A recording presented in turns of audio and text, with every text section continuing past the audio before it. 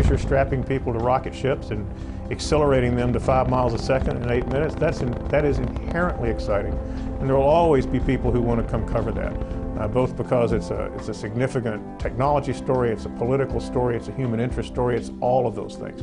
Space really wraps all of that up into one big ball, and it's a lot of fun to cover. In my mind, covering the space program is probably the best job in journalism, and covering the explorers of our generation is just a compelling and wonderful thing to be able to do. Why I want to cover it, it is so necessary for the advancement of the human race. We only advance because we continue to learn. For millions of people in the United States and around the world, the Space Shuttle experience was seen on television, heard on the radio, or read in a newspaper. Increasingly, it's read about in short updates on internet blogs or in longer discussions on cable news stations. The story they receive is relayed through the senses of reporters, correspondents, and editors who spent decades learning the intricacies of one of the most technical operations humankind has devised. It was 2 years down here as a full-time space reporter before I even felt remotely comfortable covering the shuttle. Felt like I really understood what was going on to any degree at all. And I think translating that to the public, being able to convey that complexity, translate it into simpler terms and do it well, is an enormous challenge, and I think it's and it still is today. Reporters got their first taste of the Space Shuttle program when Columbia launched in 1981. For the first launch, there was more than 2,000 reporters, and probably 95% of them had never seen a rocket. So we had a real learning experience to try and put them through.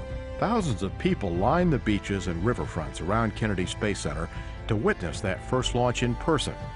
It was the first time a spacecraft with wings launched, and it came more than 6 years after the last time astronauts flew into space. But we're also very worried at the time because it was an extremely dangerous flight test mission.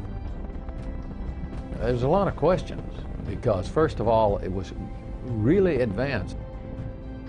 Till it's in orbit, really, you don't breathe a lot. I mean, you're listening very intently to the information that's coming in and making sure that everything is going well. And of course, it went very, very well. 2 days later, on the west coast of America, thousands more came out to Edwards Air Force Base in California to see Columbia return on wings instead of parachutes. I remember when John Young and I were coming in for a landing at Edwards Air Force Base, and he was banking left, and we looked down out on the lake bed there, and there were thousands of people. We could see we were about 40,000 feet at that particular point, but I said, look at all those folks out there. They come out to see us land.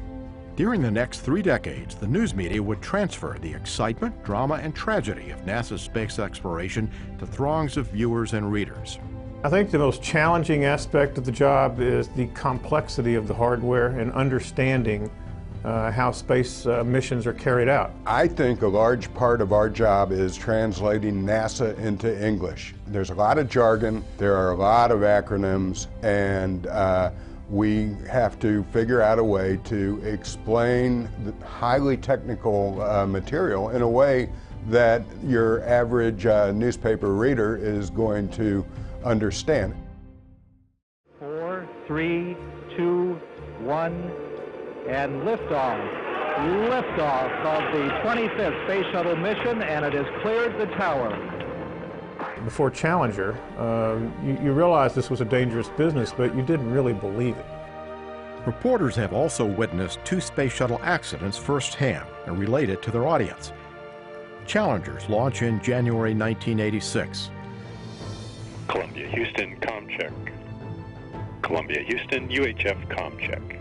And Columbia's breakup during re-entry in February 2003. I'll always remember I saw this little girl in the parking lot of the Cocoa Beach Holiday Inn, and she just pointed up at that conflagration in the sky and said, "The teacher's up there, the teacher's up there." And that sticks with you. As someone watching the space shuttle take off and land and gets to know these people, they were both gut-wrenching. I mean, You know, the first-time Challenger, you know, when you're looking at that fireball in the sky, you know you're watching 7 people give their lives for something they believe in. That's gut-wrenching. And the same with Columbia. The loss of life, of course, is the #1 thing that sticks with you. I mean, you never get over that, and you always put yourself in the family's shoes and friends, and you feel the same sympathy anybody in the public would feel. Some crews you get to know very well. When you see the shuttle launch and you know you have friends on board and people that you've interacted with for you know, a period of time in the lead up to launch, it really makes a difference because you know there are men and women flying on board that have families, that have children, and it makes it all that much more real. The news media would see its own numbers grow and adjust to new forms of communication, including the advent of news channels and the revolution of the internet with its own specialized brand of reporting. When I first came down from my college newspaper, I had a manual typewriter, and you'd read the story to an editor, you know, and you're writing for the next day paper, and there was this huge delay between, you know, when you did a story and when it actually showed up in print. And as the shuttle program evolved, cable news networks began, and all of a sudden you evolved into this 24-hour news cycle. The days of going out and covering a launch and writing a story for the next day's newspaper are gone. We're finding ourselves being sort of like I play a TV reporter on the internet.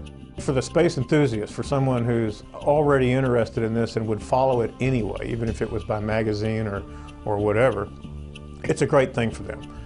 Because with all the blogs that are out there and the web presence of magazines, newspapers, television, you can get an enormous amount of information that would have been much more difficult to get before.